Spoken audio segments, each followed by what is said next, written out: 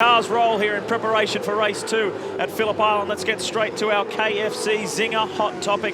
And Neil, this round's winner is Jared Biddy from Culcairn in New South Wales. And Jared's Zinger Hot Topic is why is brake temperature becoming such an issue to some teams this late in the season? And it is a good question, and the reason for all these recent brake-related traumas is quite simple. The last 2 rounds have been held at the 2 most brake-sensitive circuits on the tour, the Gold Coast and Symmons Plains. Both locations generate massive brake load, temperature and therefore wear. Add the fact that the cars continue to get faster each year and the teams are always pushing to find performance edge with their brakes. There's dozens of combinations to experiment with, and brake packages often vary considerably from track to track, team to team, car to car. Some of these variables can include brake pad compounds, as we're looking here, brake pad sweep area, the brake rotor diameter, brake rotor wall thickness, the pattern on the rotor face that you can see with the little hooks there, cooling and ducting, brake calipers, master cylinder sizes. Some of the teams even squirt atomised water into the brake ducts to pull the temperature down on the really tough tracks. So in summary, if you're absolutely on the limit and one of these items that we're looking at is not quite right, sometimes little problems can arise, as they did for Stone Brothers Racing and the Holden Racing team quite recently. Good question. Thanks for that, Jared. Thank you to KFC for their involvement, and thank you to all of you who put in a Zinger Hot Topic for Neil to discuss this year. Problems here for Team BOC. And that's not good for Brad, because he made substantial progress yesterday. He made up some 8 positions in yesterday's first race. What's going on, Greg? Just spoken with Kim Jones there. Not sure what the problem with this car is. Brad is reporting it has no drive at the moment. Quick temperature update for you as well. 21 degrees ambient, 27 on track.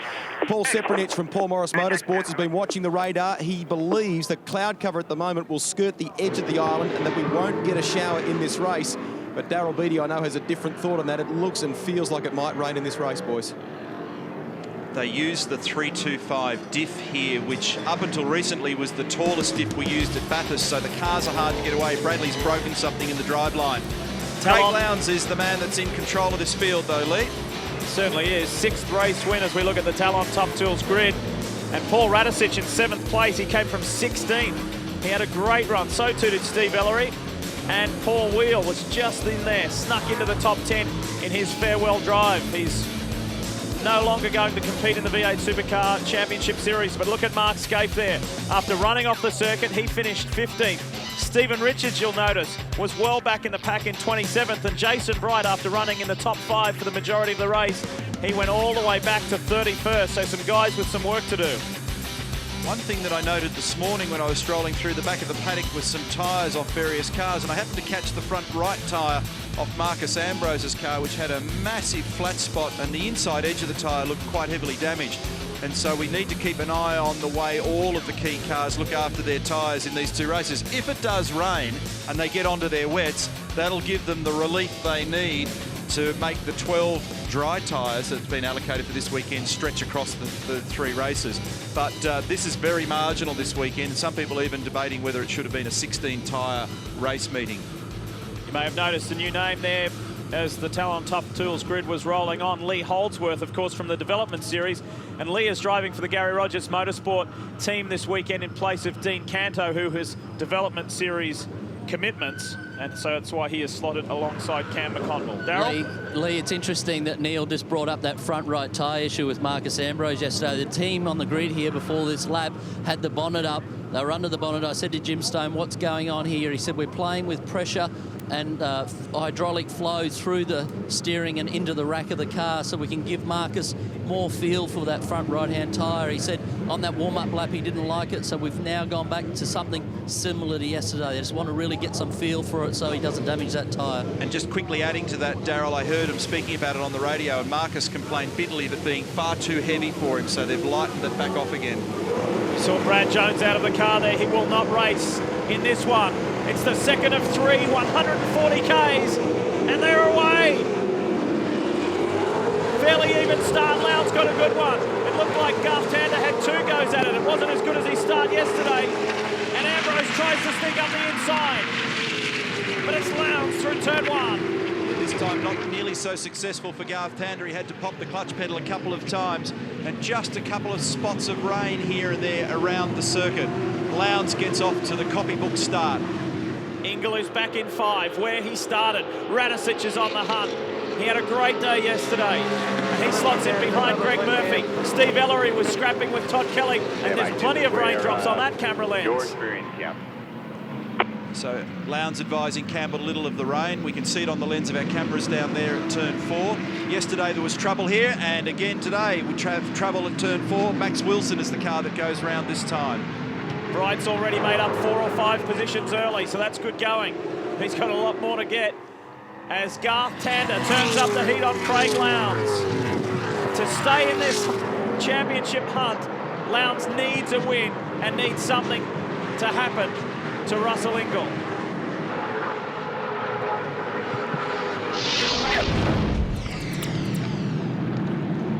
Zinger hot topic, Max Wilson. Watch the wow sight and sound, Commodore. It started further to the right. The Orcon car that was touching David Brabham pushed David wide, and then he collected Max Wilson.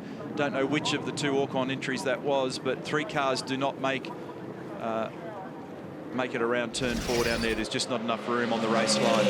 Too tight, isn't it? 1 lap down and plenty more to come. 40 Ks longer than yesterday's race. And you get the feeling this could be a very interesting one with this weather we're experiencing at the moment. Interesting from the point of view that they've got to be super careful that they don't overcommit under brakes or in the middle of a corner somewhere, expecting to feel the grip that they've had the lap before, and then it's not there. There's the talk in terms of the forecast is for showers passing and then sunshine soon thereafter. So but that doesn't mean we can't get a big heavy dose of it for a few minutes, as we've already seen today. Oh, look at Tander. Comes right up on Lowndes in the hairpin. Had a brilliant race yesterday. He's in fabulous form at the moment, Tander. Everybody's made little subtle changes to their cars overnight to try and find improvement, because they lost so much of their normal track time to big temperature variation. If you missed our coverage yesterday, it was roaring hot on Friday, nearly 30 degrees, a big northerly wind, and then yesterday we had about a 10-degree temperature drop. The wind swung around from the north to the southwest, and it made all of these engineers and drivers go back to the drawing board with the setup of their cars. Tander thinks about it down at MG Corner. Will Tander say, well, I'll let Craig Lowndes win because he's in the championship hunt? No way. Tander's out for another race win. Garth's taken 0.3 of a second out of Craig on this lap, and you can see that he's right under the rear wing of the Ford. It was a 41.1 standing lap time for Craig Lowndes. This is their first flyer. This will tell us what the circuit conditions like. And the lap time, 1:35.4 for Craig Lowndes. The fastest man's actually Marcus, as Garth has a look. That's an awkward place to do it. Tander is all over Lowndes. He had a good car that got him up into second place ahead of Marcus Ambrose late in yesterday's opening race. But now he is right on it from the start. And this is exactly what Lowndes doesn't need. Russell Ingall's back in 5th. Get a glimpse of him. There he is.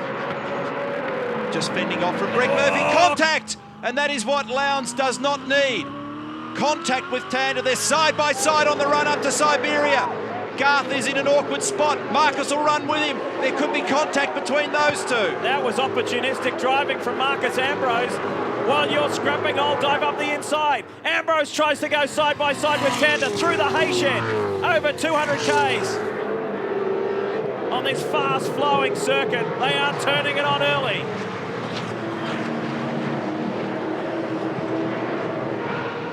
Now Rick Kelly wants to buy into this argument. Watch Ambrose. He's got car speed in these conditions at the moment. He's got a clearly quicker car than a few of those around him.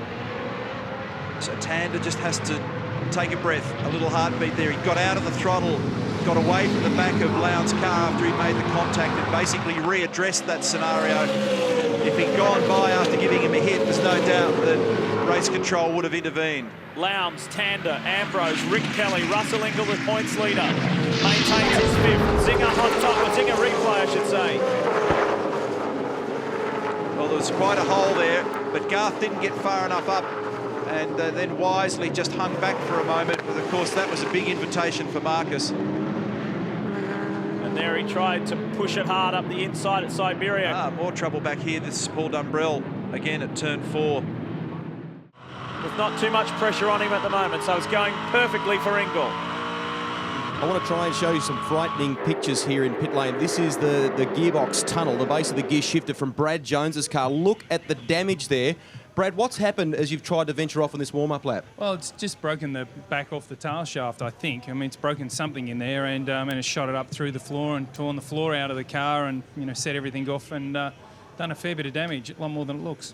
Are you out for the rest of the weekend? I'm not sure. As usual, the guys are going to have a go at getting it ready, and the crew normally do a fantastic job, but it's a lot of damage and a lot of repairs. So hopefully for Team BOC we're not, but we'll just have to wait and see what happens. What did that sound and feel like at the time? It was.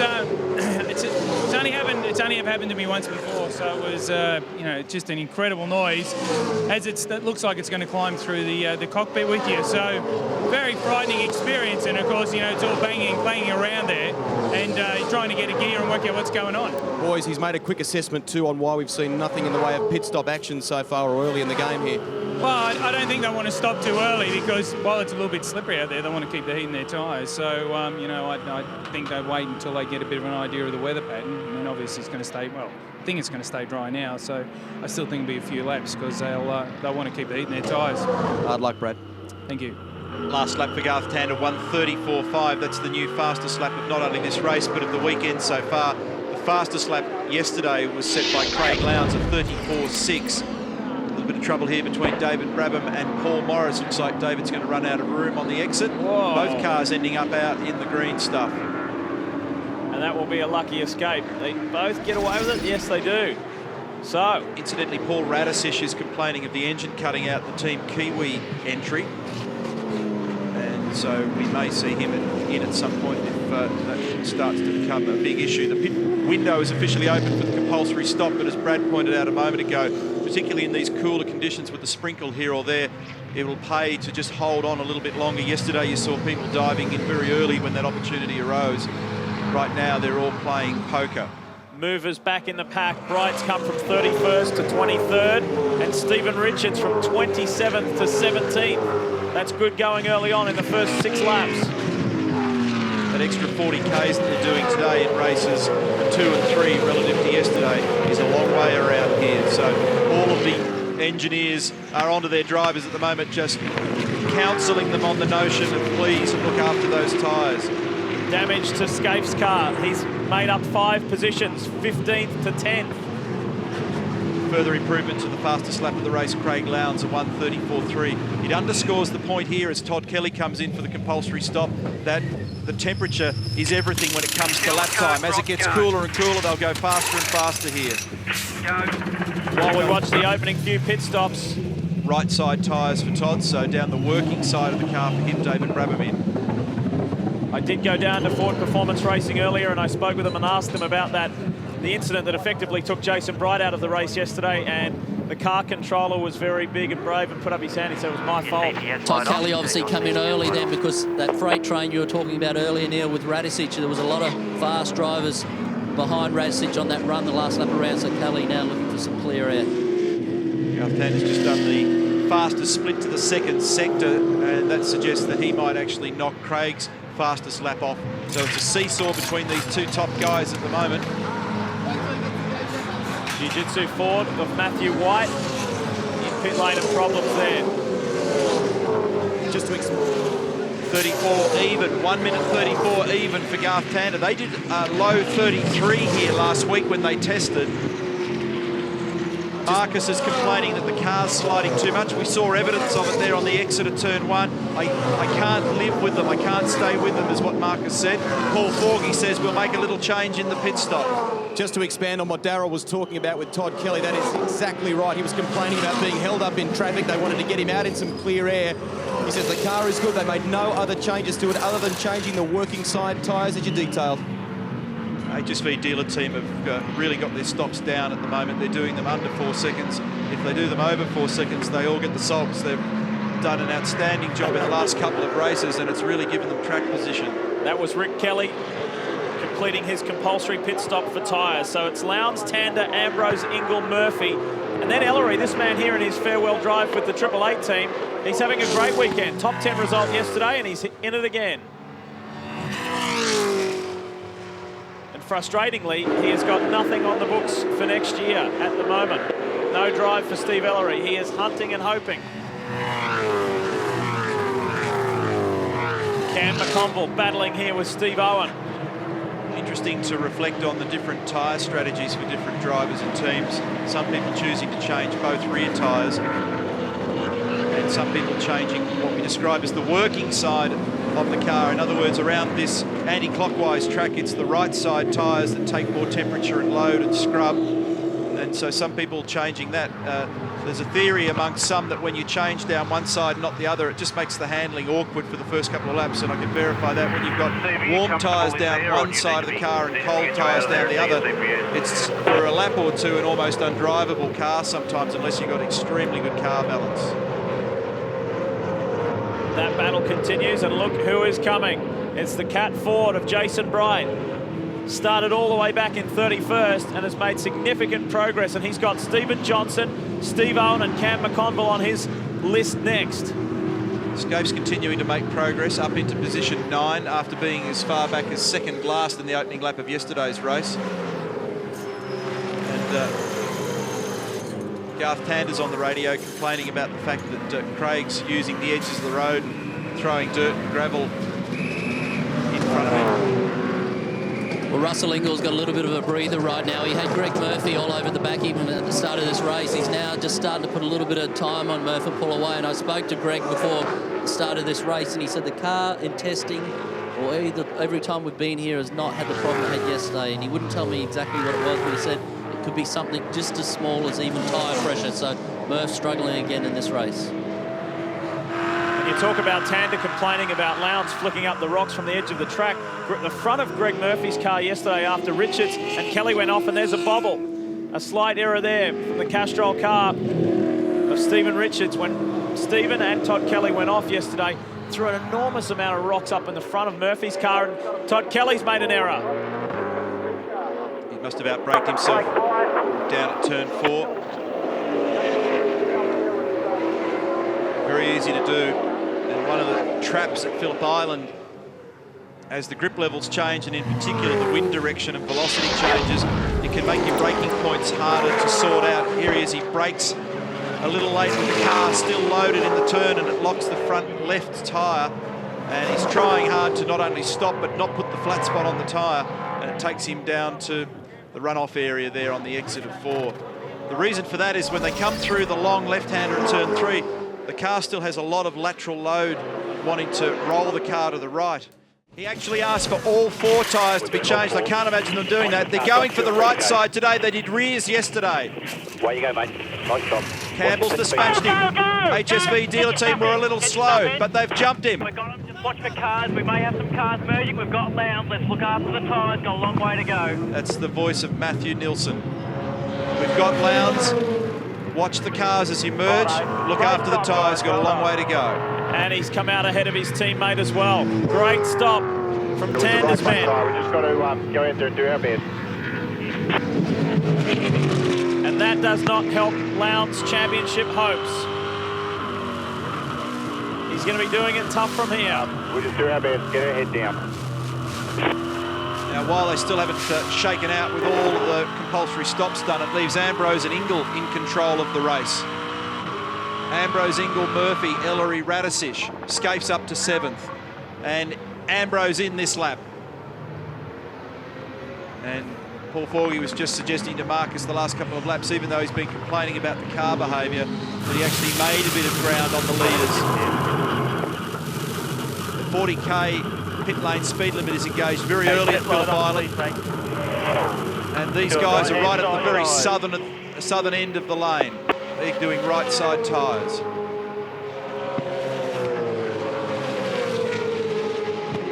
Ingle is the new leader of the race. Now watch this.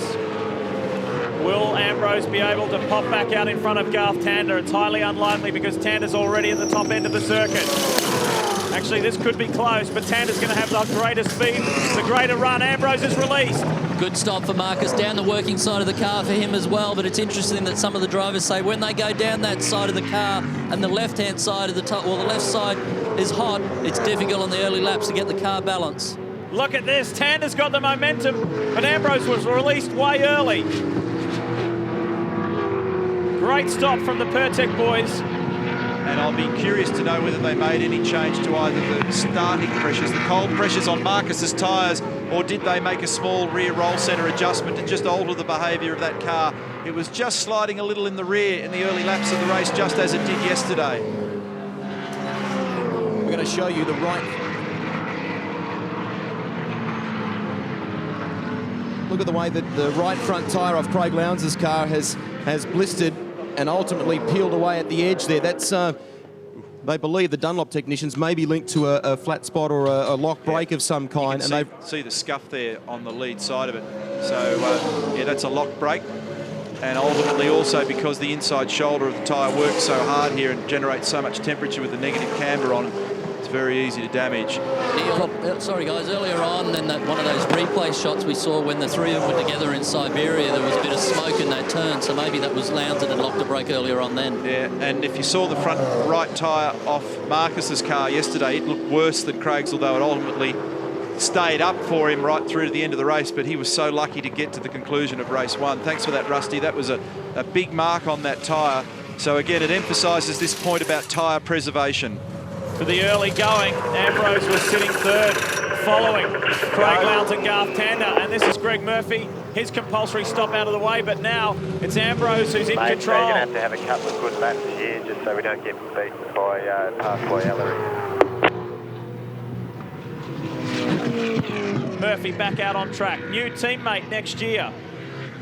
So look up to the north there in the background of that shot, looking at Greg Murphy, and it's blue sky again. So it's much as it was forecast, just these passing showers, just enough to unsettle. But when we had that immediate dry track period right after the little shower of rain, when the track's nice and grippy, to see the speeds, they just absolutely plummeted. And it gives you an indication of how much temperature affects the performance of the cars on this track.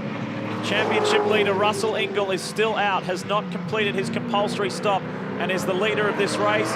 We believe he is coming in this lap, and he gets that out of the way. He's got 5 seconds over Steve Ellery, and here he is. He's already in the lane. The pit lane speed limiter is engaged, 40 k's. Good pace on the cars in front of you that have already pitted, so this puts you in better shape again. It's Barry on the radio to him. He's in good shape here at the moment, Russell. He's doing everything he needs to do. He's avoiding trouble. He's running solidly. He was right in the inside of the leaders. It looked like Skate following him in for his compulsory stop after making up some good ground. Let's watch the Stone Brothers boys go to work. Great, they get those guns on the wheels before they've even stopped. Fantastic stop for Russell Ingall down the working side of the car. And the other important point there was they were on the radio to him. He said, Russell, this is super important. An awesome in-lap and an awesome out-lap. And he has popped out nicely in 4th place ahead of Craig Lowndes. Now Lowndes has got the run on him, and Russell moves over. The top two in the championship are now together on track, but Lowndes needs to be ahead of him. Look how close it is. And he's giving him a little help along as well. Lowndes ducks up the inside through the southern loop. Russell still holds the higher ground. He'll struggle under brakes down here. Remember, these tyres are not up to temp. Oh, Russell's out in the wide stuff here. He's going to have to get out of the throttle and lets him go by. They changed the working side tyres on Russell's car, so they're just not up to temp or pressure. Very hard to race in that scenario. So back to 5th, where he has spent the majority of the race. Effectively 5th. We wait for the rest to complete their compulsory stops. The top 8 cars on the track need to come in for that tyre stop. Imagine the warfare if they'd actually got together then.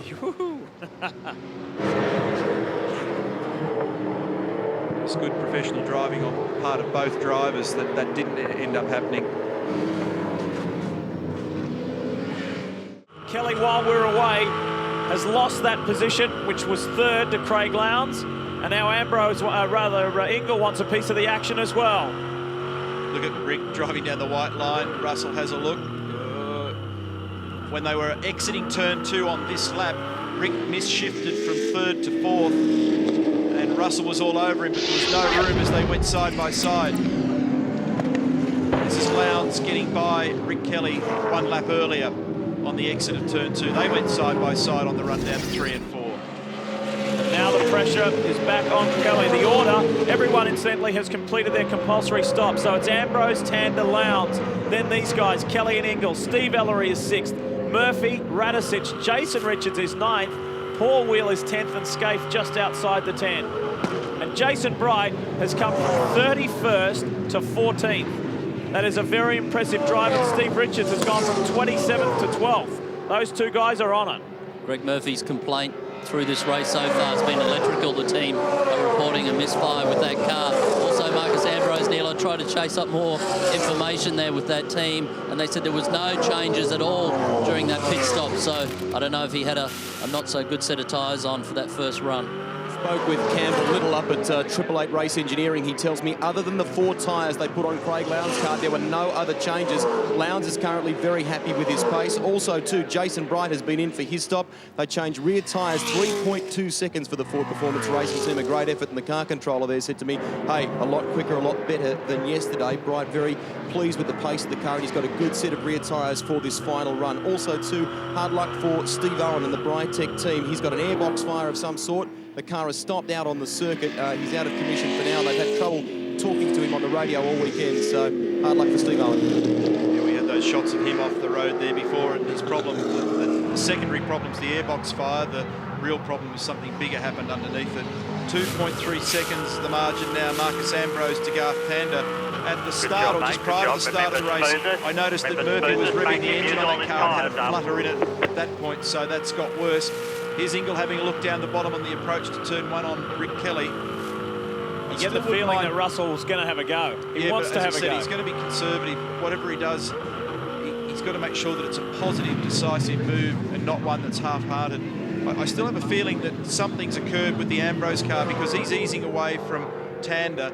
He complained, and it could have been due to the tyre condition of the first set of tyres in this race. He complained about the balance of his car.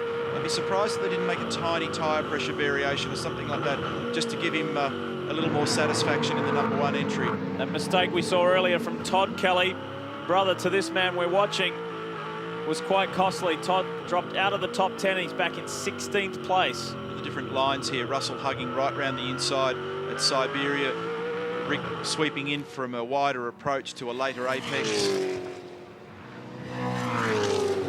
This is the race for 4th. Hard spot for Russell to be in on a high-speed track like this because of the air disturbance across the front of his car, make the Caltex car more prone to understeer. He'll want to have a look here, but Rick is awake up and dives to the right. This is race 2 of a 3-race format this weekend, and speaking of race 2, there was a major announcement here at Phillip Island this morning that the TIGA board have approved for all 3-race formats next year. Race 2 of the 3-race format will be a full reverse grid. And that's got a few people hopping in pit lane, Neil. 10 to go, mate. Good job. Have a drink. Certainly a lot of people debating that one, for sure. So he's trying hard. So just continuing to focus on this battle. I guess we'll worry about next year, but yeah, the race 2 reverse grid scenario has been tried before, and no question that it creates action. The question mark is at what cost financially with damage and what have you, but wait and see. Marcus Ambrose has pulled out more time over Garth Tander. Ambrose hasn't won a race since race 1 at Eastern Creek, which was way back in the 4th round of the series. It's been a long time since he stood on top. He's not wasting any time either in leaving Australia. He and his wife Sonia have packed up their Queensland home, and he's got some things to drop off in Tasmania, and he's straight on the plane on Tuesday, I believe, straight to Charlotte, North Carolina. He's still easing away at about 1/10 of a second a lap, or sometimes 2/10. He's out now to just on 2.8 seconds. You can give us some tips about Charlotte, all the right places to go. I have. I've spoken to him, told him all the good restaurants and where to go, good golf courses. Come on, good restaurants in Charlotte. Well, yeah, I know. I've gone a bit overboard there. Still making time on Garth Tander in the last sector, up 3/10 of a second. Mate, we know you haven't touched it for a while. Just have a think about where it needs to be to get us to the end.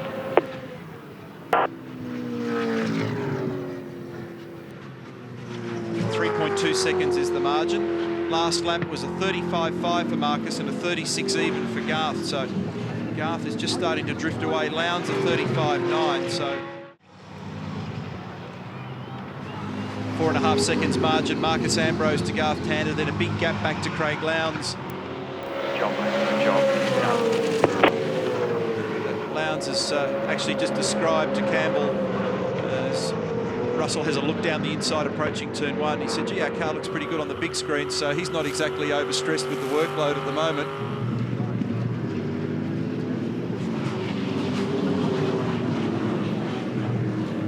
This is the focus at the moment, and I don't know that anybody in this little pack's going to do anything too risky.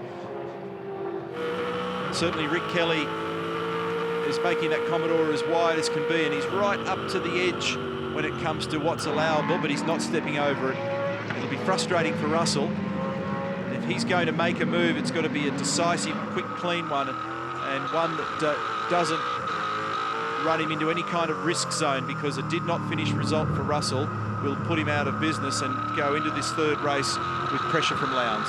While we climb on board with Greg Murphy, a reminder to all of you who have spent $30 or more at Super Cheap Auto, and you've already entered the V8 Muscle Car Mania competition, here's your chance for bonus entry. Simply SMS the code CLUBSPORT this weekend to 1977-5151 here in Australia or in New Zealand, SMS 8844. And this week's winner will win the 2004 model HSV Club Sport road car that was driven by Greg Murphy. And this prize includes all on-road costs plus $5 grand worth of Super Cheap Auto products. And you can SMS as many times as you like.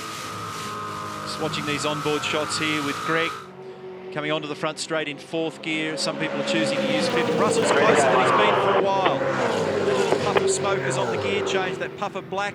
Oh.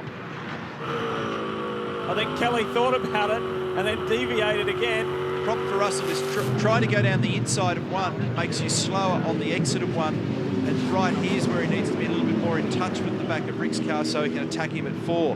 But then when he gets to 4, Rick has been just making himself quite wide down there and protecting what could be a vulnerable line. Ambrose and Tander enjoying clear air up front. Then it's this angry bunch behind Craig Lowndes, who is in 3rd. Behind these guys, it's Radicic, Wheel and Scaife, the final 3 positions in the top 10. I can just tell by the rhythm of the cars and where they're positioning them and how they're braking and downshifting that they're all just tippy-toeing when it comes to grip at the moment. Here's your race leader, Marcus Ambrose. Nice way for him to farewell this championship and Australia with a race win. We've still got one more race to come today, though. Another 140-kilometre event. Another 32-lapper.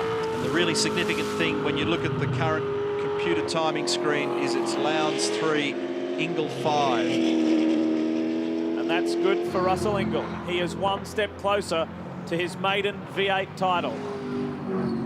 Lowndes is 3rd. Mathematically still possible for either of them to win the championship, but it gets tougher when Russell just keeps tagging along in there behind Craig as they go into this final one. Back on board with Russell Ingle. This is where he has considered it. He's thought about it every time, but he's not close enough again.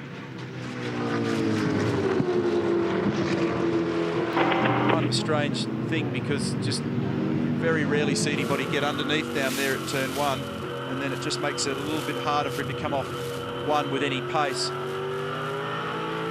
He's probably just trying to do it to get in the mirrors of Rick, trying to disturb him, make him look backwards more than looking forwards, trying to get him out of his rhythm. Oh, Lowndes has gone off. Lowndes has gone off, but recovered. You all right, mate?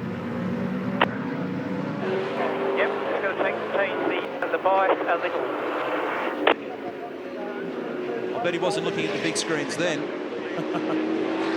Guys, 1.5 to go. Just get your head down.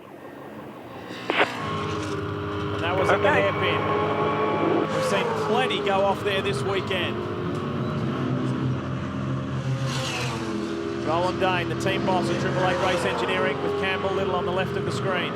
Craig Lowndes, race engineer. Here it is in replay. You can see Roland said, "What happened?" And Campbell just shook his head and said, "I don't know." Just outbraked himself. But at least he didn't actually nail the pedal and mark the tyres, so he just ran himself a bit wide. Remember, the grip is going away from the cars every lap, so that shifts the braking reference point for where you're braking. And for just a momentary lapse there, Craig got in trouble. He's only sacrificed a couple of seconds and continues in his spot. So they're on their way home. Ambrose is heading to victory. Ingles trying to get by Kelly again. And frustratingly for him, he can't do it. I thought Ellery may have had something for these guys. Murphy's right on the back of Stephen Ellery. Positions remain the same. One of the problems for the drivers, as with any race car or any tyre on the car, as the grip goes away and it all gets slipperier, you have less confidence in pulling off the moves, the decisive moves, because the risks are so high. And the difference between having grip and then all of a sudden locking a brake and going off and either falling off the road or hitting the other guy, that percentage goes up. So at this point in the race, only a driver who's got tremendous balance in his car and decisively more grip available than the other guy is going to be able to pull a move that'll work. Otherwise, it will end up in a crunch. It was third yesterday for Marcus Ambrose. Today, he has gone to the top. And considering how many Holdens test here at this track, boy, it's been a good weekend for Ford. Lowndes won the first one. And here we go, Ambrose, his first win since Eastern Creek, all the way back at round 4. I wanted that really badly for you all. Thanks for all great work overnight, mate. I'll be very to that right front side after this race. That's a cool 2 flash. And Ambrose dedicating that win to his team. If you didn't hear it, We'll be right. he said, I really wanted that one for all you guys. Thank you very much. And Ingle, more points in the bag, and he is just one more race away from being champion. But here's your race winner. Good one for Ambrose. He had great pace in the second segment of the race when he went onto that set 2 tyres. Won it, then it was Tander, Lowndes, Rick Kelly and yourself. Listening to Barry Hay there, talking to his man Russell Ingle, giving him the overview of who finished where, and we take a look at the VB scoreboard to do that ourselves. Scaife made up 5 positions, that's a good solid run. But Ambrose right to the top.